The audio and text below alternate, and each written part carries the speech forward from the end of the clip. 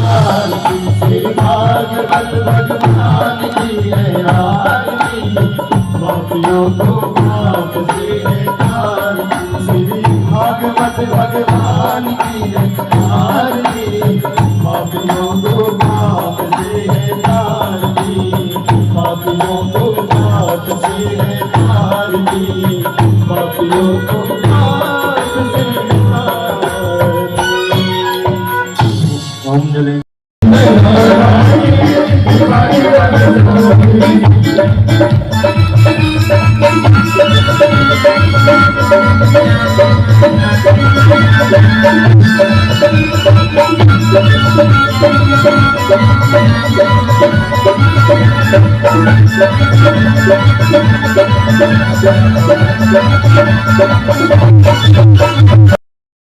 जो आपका दुख कभी नहीं समझेंगे। कौन? सबसे पहला नाम है राजा।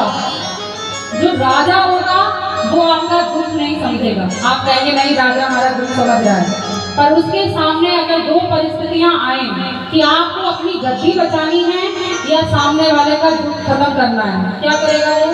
अपनी गद्दी बचाएगा। गद्दी बचाएगा ना, उस समय वो आपके दुख के बारे में नहीं सोचेगा। तो श्लोक कह रहा है कि राजा और दूसरे नंबर पर वैश्या। वैश्या कभी आपका दुख नहीं समझेगी।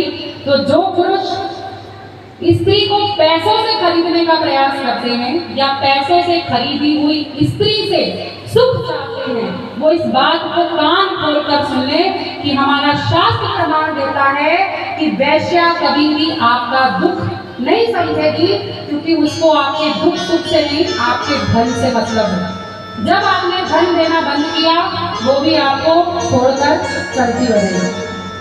तो दो लोग हुए, ध्यान से सुनिए। पहला राजा और दूसरा वैश्या, और तीसरा यम। यम मतलब यमराज। यमराज आपके सामने आए कि आपका अंतिम समय आ गया, चलो। आप कहो यमराज जी 2 मिनट छोड़ दो, जरा घर में बताए आऊं कि तिजोरी का सारा धन उठाकर मैंने बैंक में जमा कर दिया। यमराज आपको 2 मिनट देगा? नहीं देगा, आपका दुख नहीं समझेगा। तो हो गए कितने? 3, राजा, वैश्या और यम। और चौथा कौन? अग्नि। आग जल रही हो और आप आग में जाए और सोचे कि आग से कह दूंगी मुझे मत जलाना, मैं बहुत अमीर हूँ, या ये कहूंगी कि मैं बहुत दुखी हूँ, थोड़ा धीरे धीरे आग जलना, तो आग आपका दुख समझेगी? नहीं। तो हो गए कितने? 4। याद हो गए?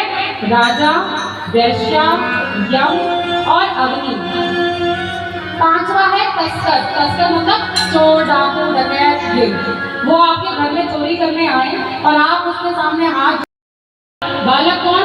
जो अभी छोटा सा बाल्यावस्था में है, आपकी गोद में। आप उस बच्चे को गोद में लें और रात में जब वो ना सोए और आप उस समय बच्चा सो जाओ, मुझे बहुत नींद आई है, बच्चा सुनेगा?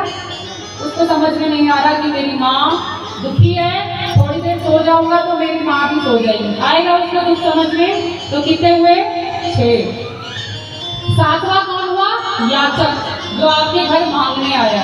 उस मांगने वाले को भी आपके दुख सुख से कोई मतलब नहीं है, वो मांगने आएगा, आपने दिया वो चल देगा, इसके आगे उसने कुछ करना नहीं है। तो कितने हो गए? कितने हो गए? 7। Very good. आज तो मेरी कक्षा बहुत बढ़िया हो गई। तो फिर से एक बार, राजा, वैश्या, यम, अग्नि, तस्कर, बाल, याचक, पर दुखम न जानन्ति अष्टमो ग्राम कंटका। 8वां कौन? ग्राम कंटक। ग्राम कंटक कौन होते? जो आपके नगर में झगड़ालू आदमी बैठे हुए, बीच चौराहे में बैठे हैं, अरे ये उसी की बहू जा रही है, देखो कैसे कपड़े पहने, क्या दिया, ये ऐसी ये वैसी। वो किसी का दुख समझते नहीं है। तो जो गांव के झगड़ालू आदमी हो, उनसे भी दूर रहो, उनको आपके दुख से कोई मतलब नहीं है। आज किसी और की बुराई कर रहे हैं, आज किसी और को लड़ा रहे हैं, कल आपको भी लड़ा सकते हैं। तो ये 8 तरह के व्यक्ति हमेशा आप ऐसे ही हैं कि आपके दुख को नहीं समझेंगे। तो आज अपने पल्लू में ये गांठ बांधे।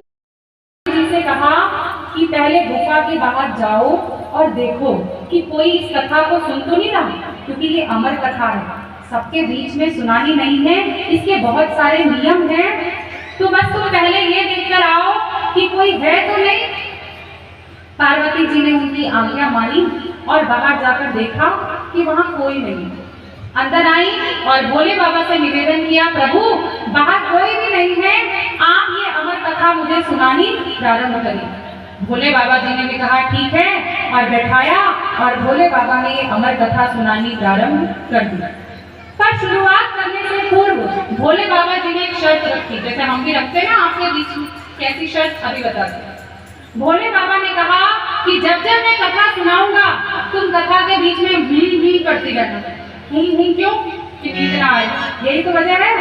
और जैसे हम आपसे कहते हैं कि हम कथा के बीच में आपसे प्रश्न पूछते रहेंगे, क्यों पूछते रहेंगे? क्या प्रश्न का उत्तर देने के लिए चलते रहें और हमें भी पता चले कि हमारे श्रोतागण जो बैठे हैं वो जगे हुए। तो भोले बाबा जी ने भी यही किया कि जब जब मैं कथा सुनाऊं बीच में करती रहना। पार्वती जी ने कहा ठीक है। भोले बाबा ने कथा सुनानी प्रारंभ की और पार्वती जी नियमानुसार करती रही। और बाहर जो बिजली अंडा बैठा था उसमें भी, जो तोता था उसने भी वो कथा सुननी प्रारंभ कर दी। अब बीच कथा में पार्वती जी को तो नींद आ गई।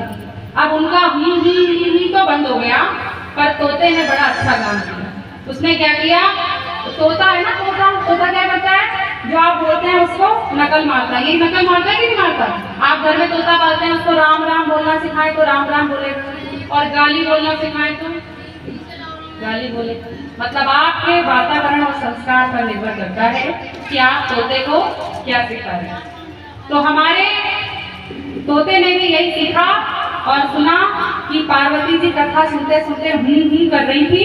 तो पार्वती जी की तो हूं बंद हुई, पर तोते की हूं शुरू हो गई। और भोले बाबा आंख बंद करके कथा सुनाए जा रहे हैं और वो तोता करे जा रहा है। अब कथा पूरी सुन ली तोते ने। पार्वती जी आखिरी में उठी हड़बड़ाते हुए, अरे अरे मेरे पतिदेव, वो कथा जो हुई थी उसके बाद क्या हुआ? अब भोले बाबा को बड़ा आश्चर्य हुआ कि कथा तो मैंने सुना दी इतनी सारी, और ये कह रही है कि उस कथा के बाद क्या हुआ?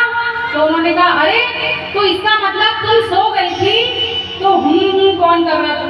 अब जरा उसको ढूंढो, किसने हूं करी? अब पार्वती जी और भोले बाबा देखने निकले हूं करने वाला कौन था। तो पता चला एक तोता था।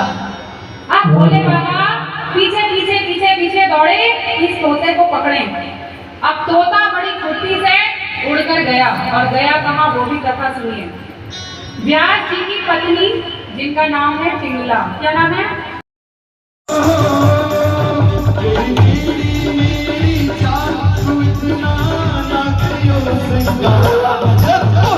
जाएगी यारी, तो लग जाएगी।